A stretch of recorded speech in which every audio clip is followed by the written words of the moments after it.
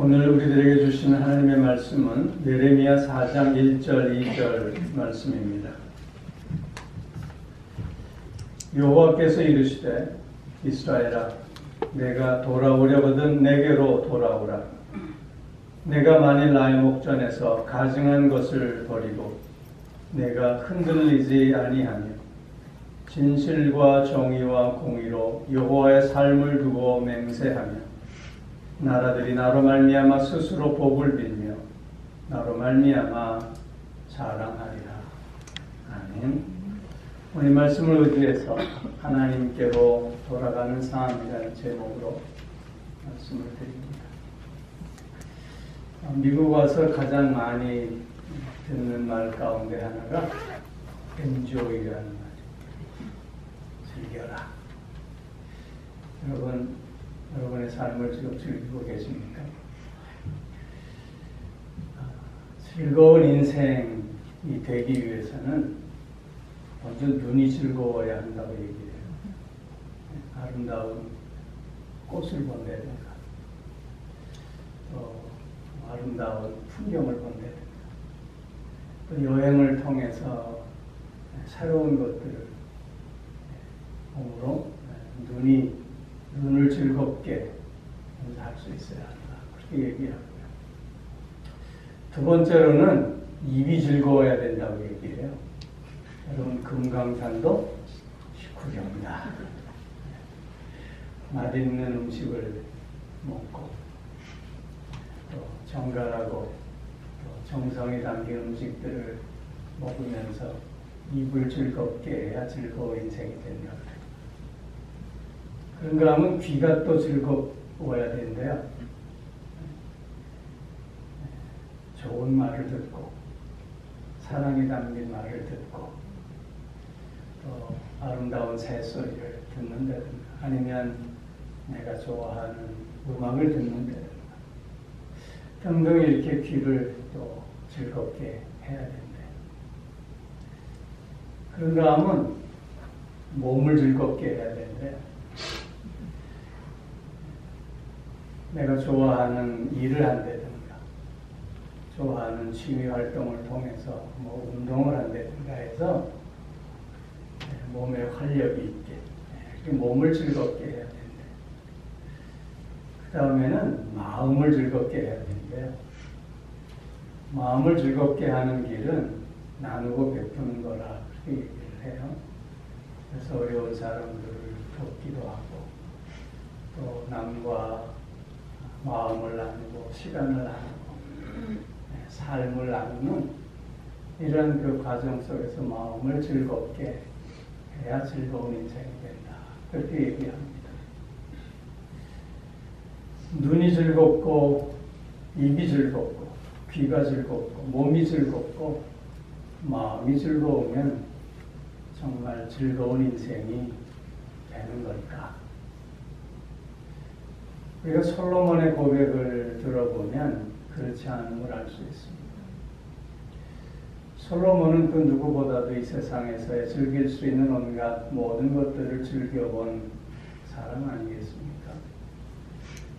그의 말년의 고백이 무엇입니까? 전도서 1장 2절에서 보면 헛되고 헛되며 헛되고 헛되니 모든 것이 헛되도다. 즉 하나님 없는 인생은 아무리 겉으로 화려하고 기쁨이 있고 좋아 보여도 결국 허무한 인생이고 무의미한 인생일 뿐이다. 그렇게 고백하고 있는 것입니다. 그렇기에 정말 즐거운 인생이 되기 위해서는 그 모든 것을 제쳐놓고 가장 먼저 하나님을 즐거워해야 한다는 것입니다. 소요리문답 첫 번째 문장이 뭡니까? 사람의 제일 되는 목적이 무엇이며? 그러면 하나님을 영화롭게 하고 그를 영원토록 즐거워하는 것입니다. 하나님을 영원토록 즐거워하는 것, 그것이 즐거운 인생의 기본이고 동시에 전부를 할 수 있는데 하나님을 즐거워한다라고 했을 때 가장 먼저는 우리가 늘 하나님께로 돌아가는 삶을 살 수 있어야 한다는 것입니다. 하나님께로 돌아가는 삶. 그 삶은 하나님과의 관계를 온전히 회복하는 삶을 의미하고 있는 것이지요. 오늘 본문 1절 말씀에서도 이스라엘아 내가 돌아오려거든 내게로 돌아오라. 하나님께서 이스라엘을 향해서 내게로 돌아오라고 초청의 말씀을 하시고 계십니다. 내게로 돌아오라.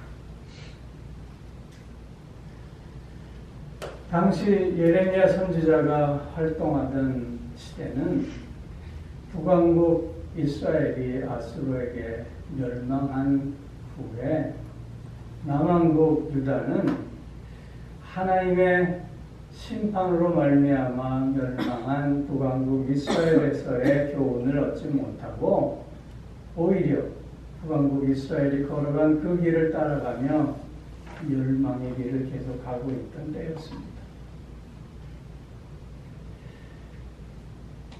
남왕국 유다의 마지막 부흥기였던 요시야 왕의 종교개혁이 있었습니다. 부흥의 불길이 조금씩 타오르기 시작했던 것이지요. 그런데 그 요시야의 종교개혁은 완성되지 못했습니다. 왜냐하면 이스라엘 백성들 안에 너무나도 뿌리 깊은 우상 숭배의 모습과 너무나도 습관화된 저들의 죄악 때문에 그 모든 것을 온전히 바꾸기는 역부족이었던 것입니다. 종교개혁을 한창 진행하던 그때에 애굽과의 무기토 전투에서 요시야 왕이 전사합니다. 그 요시야 왕이 전사함으로 말미암아 타올랐던 부흥의 불꽃들이 완전히 사그라져 들었고 오히려 요시야가 종교개혁을 일으켰던 그 전보다 더 나쁜 상태로 빠져버리게 되었습니다. 이러한 모습을 안타까운 심정으로 예레미야 선지자는 바라보고 있었던 것입니다. 그래서 남아있던 유다 백성들에게 회개해야 한다. 아니면 하나님의 심판이 있을 것이라고 울며 호소하였던 것입니다. 너희가 하나님께로 돌아와야 된다. 너희가 하나님께로 돌아오기만 하면 너희가 무슨 죄를 지었든지 간에 하나님은 너희를 받아주시고 품어주시고 용서해 주실 것이다. 이렇게 눈물로 호소하였다는 것이죠. 오늘 본문 1절 말씀에 이스라엘아 내가 돌아오려거든 내게로 돌아오라. 하나님께서 이렇게 지금 이스라엘 백성들에게 예레미야 선지자를 통해서 말씀하시고 있는 것입니다. 내게로 오라. 너희가 돌아오기만 하면 내가 너희의 하나님이 되겠다. 말씀하고 계시는 것입니다. 오라. 나와 함께 하자. 이스라엘 백성들이 하나님께로 돌아갈 수 있는 그 근본은 하나님이 이스라엘 백성들을 기다리고 계신다는 데 있다는 것입니다. 하나님과 이스라엘 백성들은 서로 언약을 맺었습니다. 나는 너희의 하나님이 되고 너는 나의 백성이 되죠. 근데 이스라엘 백성들이 등을 돌리고 떠나가 버렸어요. 그러나 그럼에도 불구하고 하나님은 이스라엘 백성들을 향해 하나님 노릇을 계속해 주시고 있는 겁니다. 돌아오기만 해라. 내가 너를 지금도 기다리고 있다. 그렇게 지금 부르시고 계시는 것입니다. 마치 아버지의 유산을 미리 다 받고 집을 떠난 둘째 아들을 기다리고 있는 아버지의 모습처럼 그렇게 지금 이스라엘 백성들을 하나님은 기다리고 계시는 것입니다. 특별히 오늘 본문을 통해서 보면 하나님께서 그래서 이스라엘 백성들이 돌아올 수 있도록 늘 그 마음을 열어놓고 기다리고 계심에 이스라엘 백성들이 돌아와야 하는데 그 돌아오는 저들의 마음이, 저들의 자세가 어떠해야 할 것인가 하는 것입니다. 하나님께 돌아갈 때 그저 형식적으로 나 돌아갑니다 라고 할 수는 없는 것 아니겠느냐 하는 것이죠. 즉 하나님께로 돌아가고자 하는 이스라엘 백성들의 삶의 자세는 그들의 삶 속에서 하나님을 하나님 되게 해야 하는 것입니다. 그것이 온전한 돌아감의 의미요, 또한 돌아감의 전부가 되어야 하는 것이죠. 특별히 오늘 본문 말씀을 통해서 이스라엘 백성들이 하나님을 하나님 되게 하는, 그래서 하나님께로 돌아가는 참된 모습이 어떠해야 할 것인가에 대해서 교훈해 주고 있습니다. 그 가장 먼저는 1절 하반절에 보니까 내가 만일 나의 목전에서 가증한 것을 버리고 가증한 것을 버려야 한다는 것입니다. 이스라엘 백성들의 삶 속에서 하나님을 하나님 되게 하는 우선적인 길은 가증한 것을 버리는 것이다 말씀합니다. 여기 가증한 것이라고 하는 것은 우상을 버려야 된다. 우상 숭배하는 너희의 자세를 끊어내야 한다라고 하는 것입니다. 당시에는 신적 개념을 민족신 그리고 지역신적 개념을 가졌습니다. 이스라엘 백성들은 유리방황하던 민족 아니었습니까? 그러다가 팔레스틴에 정착하면서 그 팔레스틴에 있던 지역신, 즉 바알도 같이 섬겨야 하지 않느냐라는 생각을 점차적으로 갖게 되었던 것이고, 또한 이스라엘 주변에 있는 이방의 그 힘 있는 강대국들의 모습을 보면서 우리도 저들이 섬기는 신을 수입해서 섬기면 우리도 강해지는 것 아니냐라고 하는 생각에 그런 이방신들을 수입해서 하나님도 섬기며 이방 우상신도 같이 섬기는 어리석은 모습을 보였던 것입니다. 그렇기에 이스라엘 백성들이 하나님께 돌아가기 위해서는 가장 먼저 해야 할 일이 이런 우상을 버리는 일이었습니다. 우상을 끊어내는 일이었습니다. 오늘도 하나님은 우리를 부르십니다. 내가 돌아오려거든 내게로 돌아오라. 우리가 하나님 앞에 온전히 돌아가는 우리의 모습 속에서 우리도 우상을 완전히 버리고 끊어낼 수 있어야 합니다. 오늘날 우리의 우상이 무엇이겠습니까? 가장 먼저는 나 자신. 우상이라고 하는 것은 하나님보다 앞선 모든 것입니다.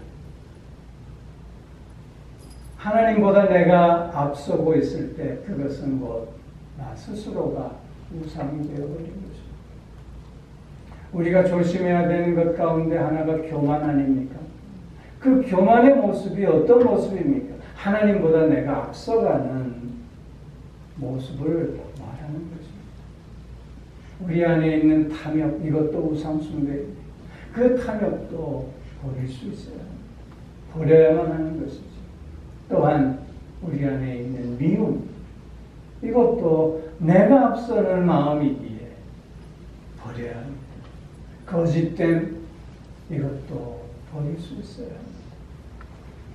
나 중심적인 생각, 나 중심적인 태도, 나 중심적인 행동, 이 모든 것들이 하나님 앞에 우리가 버려야 할 우상 숭배임을 우리는 진솔하게 깨닫고 또한 고백할 수 있어야 하는 것입니다.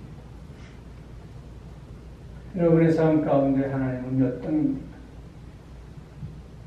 누가 그렇게 얘기해서 하나님은 3등입니다. 내가 1등이고 내 주변에 있는 나와 가까운 사람들이 2등이고 그리고 나머지 하나님은 3등입니다. 하나님이 3등인 삶, 그것은 하나님을 수단화하는 삶일 수밖에 없습니다. 목적이라는 하나님이 나의 욕심을 채우기 위한 수단으로 전락해버릴 때 그것이 곧 우상 숭배라고 하는 것입니다. 우리가 하나님을 믿는 이유가 무엇입니까? 부자 되기 위해서 하나님을 믿는다. 건강해지기 위해서 하나님을 믿는다. 마음의 평안을 얻기 위해서 하나님을 믿는다. 앞뒤가 바뀌는 것 아니냐 하는 것이죠. 어떤 사람이 이렇게 기도했습니다. 하나님 건강하게 해주십시오 라고 기도했더니 하나님은 나를 나약하게 하셨습니다. 그러나 그 나약함 속에서 겸손을 배울 수 있어 고맙습니다. 하나님은 내가 부자 되기를 간절히 기도했지만 나를 가난하게 하셨습니다. 그러나 그 가난함 속에서 하나님만을 바라볼 수 있게 하시고 하나님만을 의지할 수 있게 주셨으니 감사합니다. 이런 기도, 이런 고백을 우리도 할 수 있어야 하지 않겠느냐 하는 것입니다. 내 뜻대로 마옵시고 오직 아버지의 뜻대로 하옵소서. 하나님이 늘 1등인 삶이 될 때 우리는 우상 숭배를 버리는 삶을 살 수 있게 되는 것이죠. 하나님께로 돌아가는 삶의 첫째는 우상을 버려야 합니다. 하나님보다 앞선 모든 것, 명예라든가 돈이라든가 아니면 사랑하는 자녀라든가 이 모든 것들이 하나님보다 앞서간다면 우상임을 깨닫고 고백하며 겸허히 하나님 앞에 그런 것들을 내려놓는 우리가 되어야 할 줄로 믿습니다. 두 번째로는 내가 흔들리지 아니하며 그랬어요. 우리가 그 전에 읽던 개혁 성경에서는 내 마음이 요동치 아니하며 그랬어요. 마음이 요동치 않는다. 마음이 흔들리지 않는 것. 마음이 흔들리지 않아야 하나님께로 온전히 돌아가는 삶이 될 수 있다고 말씀합니다. 여러분 좌로나 우로나 치우치지 말라 말씀하고 있지 않습니까? 그런데 우리네 속을 가만히 들여다보면 우리네 마음이 한시도 조용한 적이 없지 않습니까? 끊임없이 요동치는 것이 우리의 마음 아닙니까? 마음의 평정을 가지려고 했어도 누군가와 만나서 이야기하다 보면 마음이 뒤집어지지 않습니까? 책을 보거나 TV를 보거나 인터넷 매체를 통해서 이런저런 이야기들을 듣고 영상을 보면 마음이 번거로워지지 않습니까? 오죽했으면 옛날 수도사들은 그래서 재산을 등지고 깊은 산속으로 들어가거나 광야로 도망쳤겠습니다. 깊은 산속으로 들어갈 수도 없고 광야로 도망칠 수도 없는 우리네 인생인데 이 끊임없이 요동치는 우리의 마음을 어떻게 우리가 다스릴 수 있겠느냐 하는 것이 숙제입니다. 경건의 훈련이 그래서 필요한 것입니다. 말씀을 묵상하며 하나님 앞에 기도하며 하나님 앞에 찬송하는 시간들이 필요한 것입니다. 마음이 요동치 않는다 라고 하는 것은 늘 정말 아무런 흔들림 없는 삶을 우리가 살아야 함을 이야기하는 것은 아니라고 봅니다. 우리의 마음속에 때로는 분노가 있을 수 있습니다. 우리의 마음속에 때로는 불평과 불만이 쌓여갈 수 있습니다. 어쩌면 그것이 우리가 살아가는 인생사에 누구도 예외 없는 모습일 수밖에 없습니다.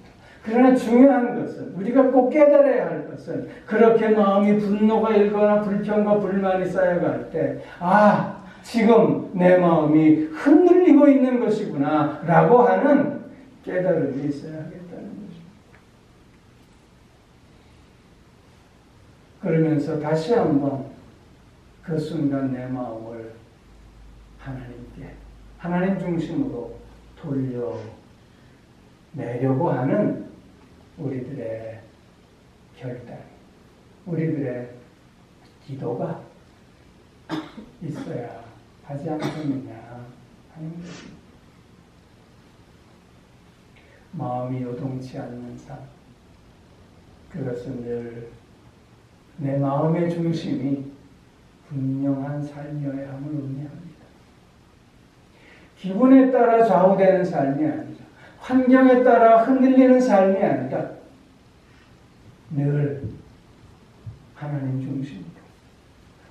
중심으로 늘 올곧게 서려고 하는 우리들의 자세와 우리들의 노력과 우리들의 결단이 요구되어진다는 것입니다. 또 한 가지 우리가 생각해야 할 것은 마음이 흔들릴 때는 우리가 타협하기 쉽다고 하는 것입니다.